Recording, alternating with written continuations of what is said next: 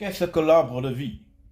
L'arbre de vie concerne la dimension mystico-androgyne que rejoignent l'homme et la femme lorsqu'ils sont mélangés.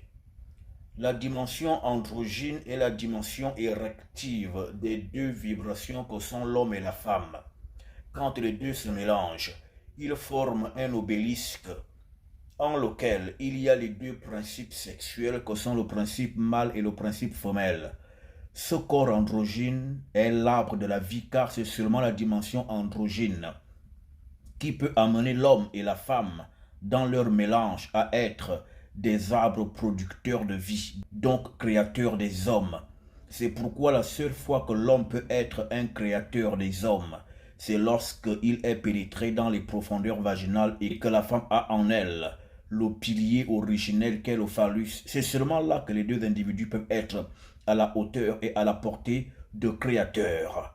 L'arbre de vie, c'est donc cette fréquence de l'interpénétration pendant laquelle le corps du goût qu'on appelle Dieu, Zam, Zaman, est manifesté. C'est ce corps androgyne de Dieu que l'homme et la femme forment qui est l'arbre de la vie.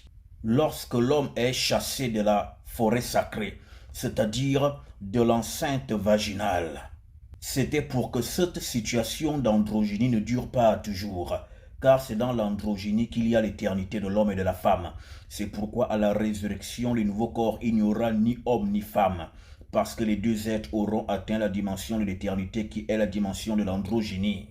C'est lorsque l'homme fut chassé du jardin, c'est-à-dire lorsqu'il fut dépénétré du vagin, car il y avait pénétré, c'est là qu'étaient apparues les lèvres, les deux courbes qu'on appelle les lèvres vaginales, car les lèvres vaginales symbolisent les chérubins, et les chérubins sont des serpents circulaires, et les lèvres supérieures du vagin sont une circularité qui protège l'entrée du paradis, car l'orifice vaginal est le chemin qui conduit vers l'arbre de la vie, c'est-à-dire vers la dimension androgyne où se trouve l'éternité de l'homme et de la femme. Oh, putain, la connaissance ancestrale. En effet, lorsque l'homme fut retiré du jardin, c'est-à-dire du dedans vaginal, il fut demandé à l'homme de cultiver la terre. C'est pourquoi l'homme, quand il cultive la terre qu'on appelle le vagin, il se prosterne dessus avant de pénétrer le vagin, parce que c'est à ce niveau, oh, putain, c'est à ce niveau-là que l'homme doit faire expérience de connaissance avant de rencontrer le Seigneur, le goût, Zam, dans les profondeurs vaginales. L'androgynie représente la dimension érective des deux corps vibratoires de l'homme et de la femme qui forment une unité universelle.